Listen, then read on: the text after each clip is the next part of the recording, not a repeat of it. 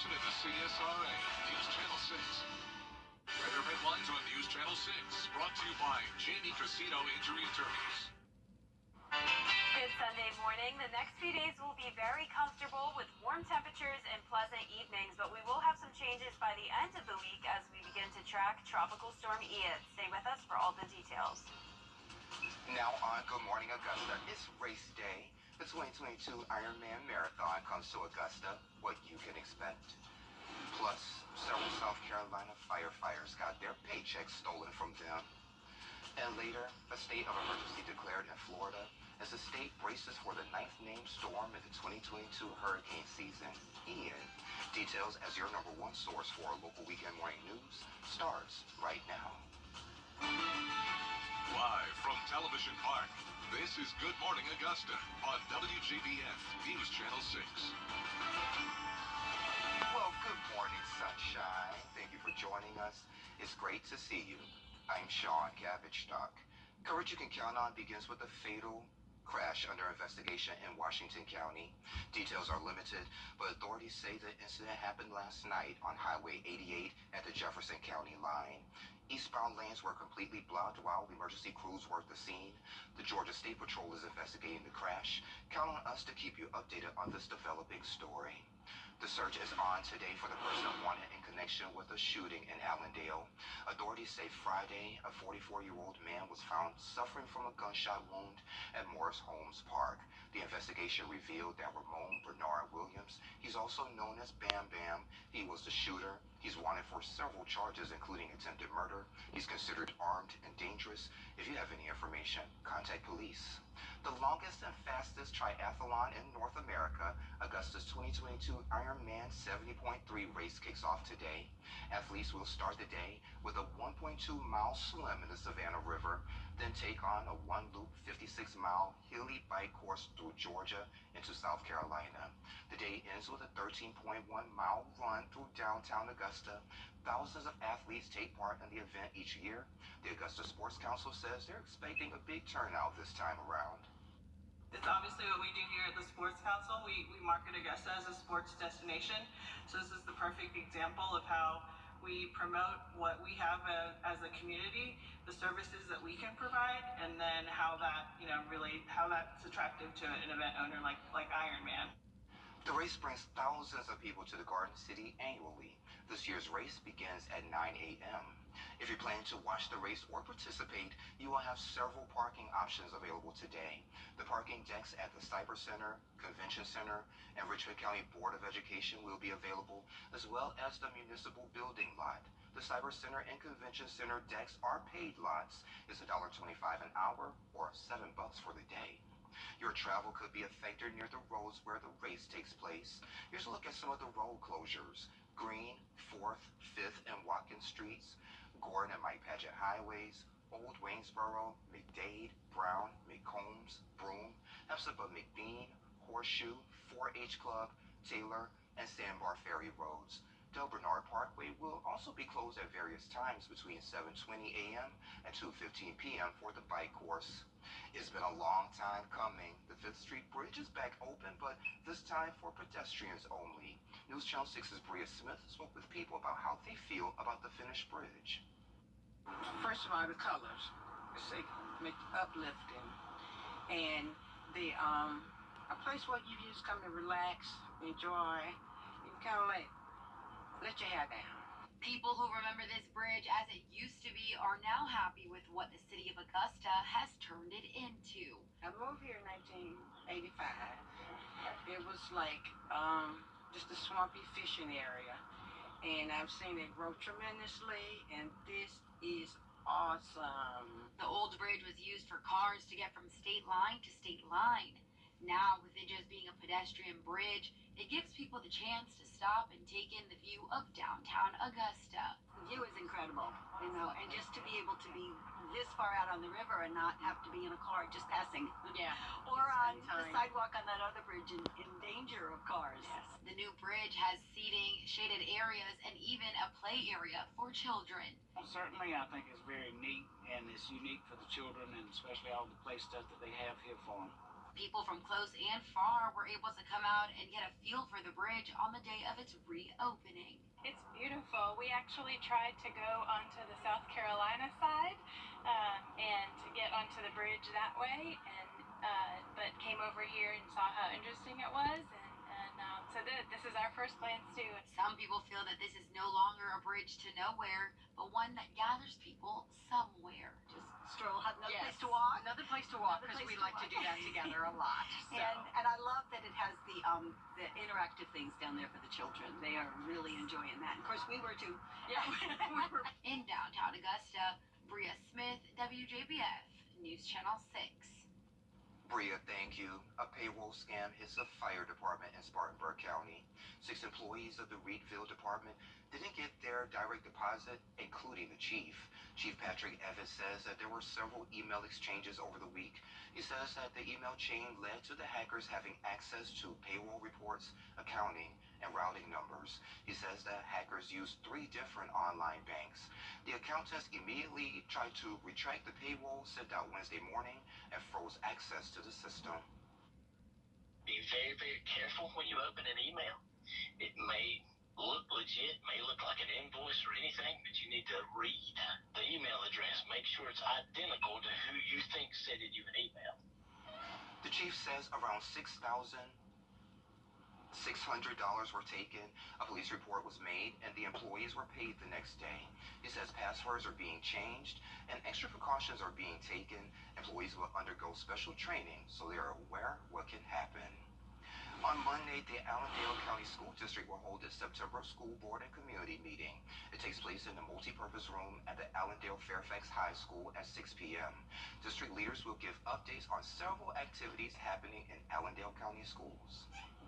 6 minutes past the hour, time for a check of our forecast with Jenna. Jenna, all eyes on Ian right now, but how's our forecast looking today? That's exactly right, Sean. Fortunately, we have nice conditions here in town, though, for the next few days, including this beautiful morning. Nice sunrise on our Terry Lambert Hyundai Skyview Cam in downtown Augusta. Some beautiful colors in the sky, along with some comfortable temperatures, at least compared to how it was yesterday. We're waking up in those mid to upper 50s. Some spots, such as McCormick, even at 62 degrees right now. 55 in Millen, so just a light jacket needed this morning. Also, a long sleeve shirt may do the trick. 60 degrees in Edgefield, 58 in Gibson. Wrightsville, you're 57. So yesterday morning, a much colder start. We had a low of 45 degrees, which came close to our record low set back in 1896 of 43. Also, our high yesterday was 82, so we were a little bit below average, but today we should be back on track, making it to around average for this time of year. And you can tell that our temperatures are already much warmer than they were yesterday. Seeing a 9-degree temperature increase in Augusta, 15 degrees warmer today in McCormick. We do have another cold front passing by, but this one won't be as nearly as strong as the last one, so we're not expecting as much of a temperature drop, but this one will have some moisture with it, so some showers will move into our area later on this evening with a possible thunderstorm. But the rest of your morning looks really nice, mostly sunny. 65 degrees by 9 o'clock, going up to the mid-70s by 11 a.m. today. So some really nice weather in store for us to start the work week. Warm days and pleasant evenings. We'll also have some isolated showers tonight. A dry rest of the week, but we will be tracking Tropical Storm Ian, which will soon become Hurricane Ian, which could bring us some impacts by the end of the week and your weekend. So be sure to stay with us for all those details, but back to you, Sean. All right, Jenna, thank you. A nonprofit on a mission to educate, train, and advocate. Brandy Lee Baker is here to talk about the Code 9 project and how it can help those dealing with PTSD. We're back in about 3 minutes. I'm keeping Georgians safe. That's why I approve this message. September is Suicide Prevention Month. It's a month to address one of the leading causes of preventable deaths in our nation. It can affect anyone from any walk of life, but first responders, including law enforcement, firefighters, veterans, and active military, are more at risk. And joining me today to talk about it is Brandy Lee Baker. She's the president and co-founder of the Code 9 Project. Brandy Lee, thank you so much for joining us today. It's a pleasure to be here. Thank you for having me. No problem. So let's get right to it. What exactly is the Code 9 Project, and how does it help first responders and vets and their families? We're a national nonprofit. We serve the nation's first responders and military communities. We rely on our community and your community's donations to do that. And we provide nationally accredited suicide prevention and stress education trainings. We also help departments build peer support teams.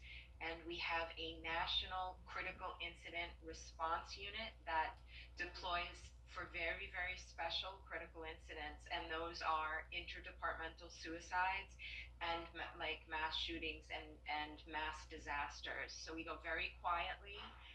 You won't hear about those things on the news or whatnot, so that we can very discreetly help departments in crisis. Because when they have sustained a loss, unlike ourselves, where we can, take off from work and take days to stabilize, we're still relying on our departments to answer those 911 calls. So we don't think about these things, and our organization is here to serve our first responders.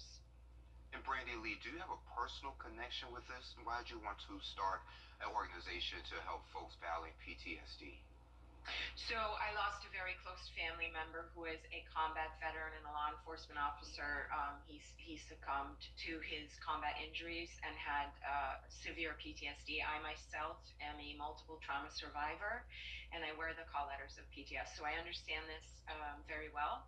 I'm also a first responder and come from a long line of family members of the military and first response. So this is something that I grew up in. It's something that I know firsthand, and having experienced the casualty of PTS, undiagnosed and diagnosed and untreated within the family unit, and how that affects family members and the family dynamic.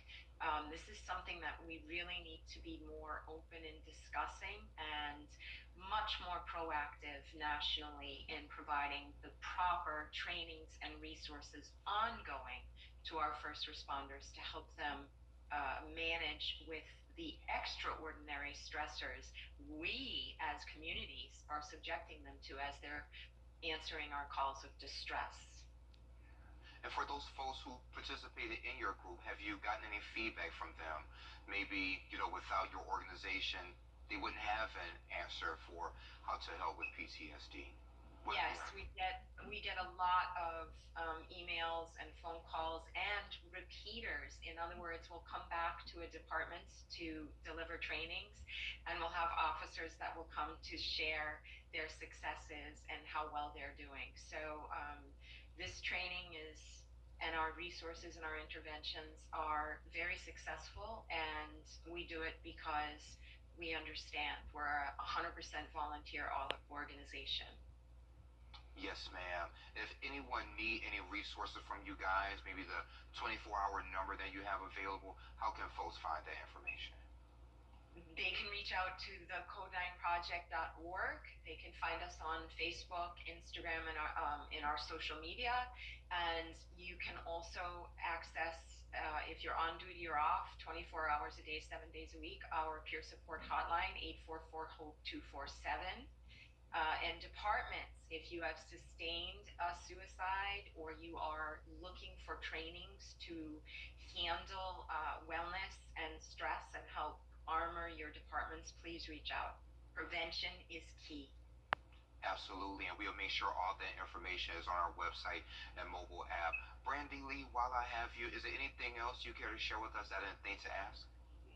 Just imploring to the community to please check out our organization. We rely on your donations to be able to answer those calls of distress when departments are in need or there's a mass shooting, and we're going to assist departments in helping your community. So we rely on your donations, and we would very much appreciate you taking a look at our organization and what we do. And Brandy Lee, thank you so much, and your organization, for everything you're doing for these folks who really need this resource. And thank you so much for joining me today. I appreciate it. Thank you. And we'll be right back.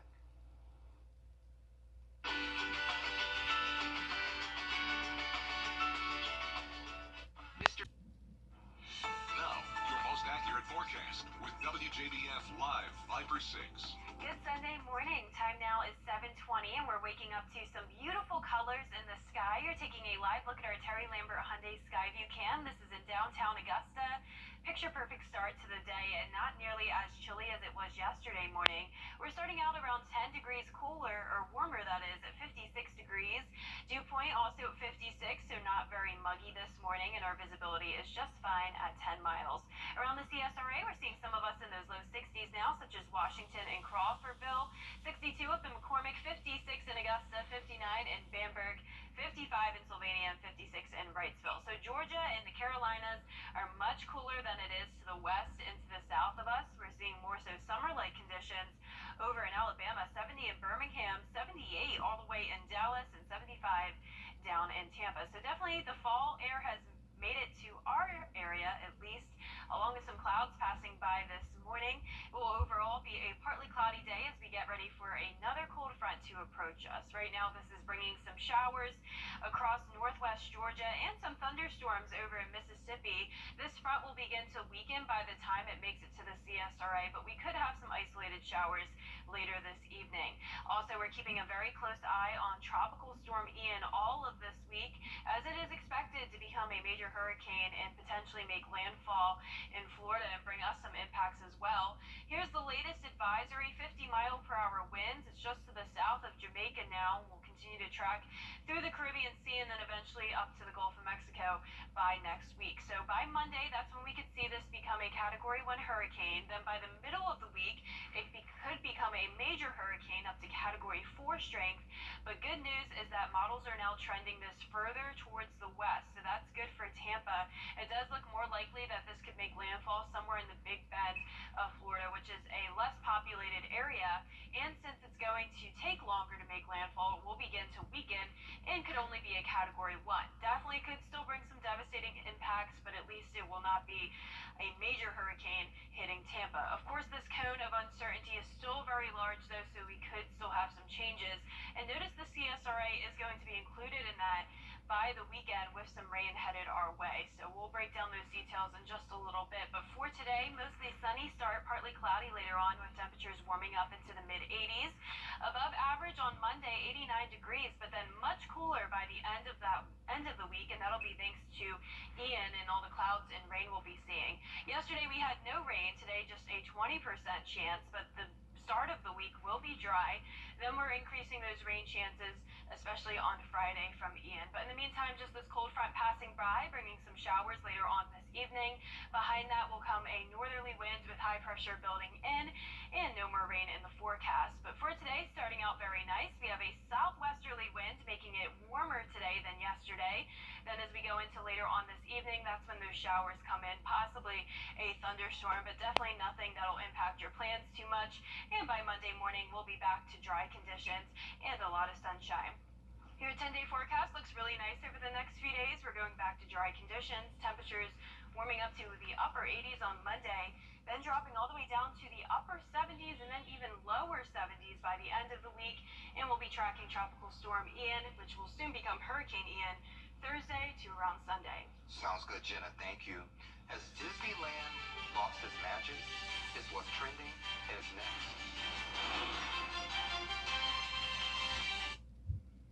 Tired of the sea? And welcome back. Has Walt Disney World lost its magic? A new survey finds that many think the thrill is gone at the theme parks and resort in Orlando. 68% of the people polled say it's because of the skyrocketing cost. 9 out of 10 people in the survey believes Disney World vacation is out of reach for an average family. Theme park tickets range in the price of $109 to $159 per day. I agree with all of that, Sean. Are you a big Disney person? I've never been there before. I always wanted to go. Maybe I would go, but hey, those prices are crazy. Yeah, I'm going for my friend's bachelorette trip next year. Okay. So that'll be my first time in Disney for a while, and I'll let you know if it's lost its magic. Okay, please do. Well, now turning to people under 40 appear to love using closed captions. New data shows more viewers, especially young ones, are using the closed caption tool while watching online content, including Netflix movies and TikTok videos. And according to a recent survey, 70% of Gen Z respondents say they use them. That's compared to 53% of millennials and just over a third of older respondents. Closed captions have long been used for people with hearing loss. Sean, I use closed captions on everything, and it really bothers me when I'm watching Netflix or something with someone and they don't have it on because I just feel like I can never hear. And feel like I'm always missing something, so I have the closed captioning on too. So if someone's laughing, and then I can read what happened. Like, oh, that's why they're laughing. Exactly. Got it. It lets you pick up on so many things you wouldn't notice. Exactly. So check this one out. If you love the smell of Texas Roadhouse, you're in luck. The company is selling candles that smell like their signature honey cinnamon butter. According to the restaurant, they have perfected the scent, and customers can expect their home to smell like the buttery paradise. And those candles are on sale now for $12. Ooh, only $12. I think that would be a pretty good candle. Yeah. I like candles. I think I'll get that too. Yeah, it'd be nice to have some candles in here on our table. There you go. Yeah. We need some decorations. Oh, yeah, we do. Well, coming up on Good Morning Augusta, borrowers will soon be able to apply for student loan forgiveness, but some lawmakers say there's still more to do to tackle student debt. Details next. But first, let's head to New York, where Whit Johnson is standing by with a look at what's coming up on Good Morning America. Good morning, Whit.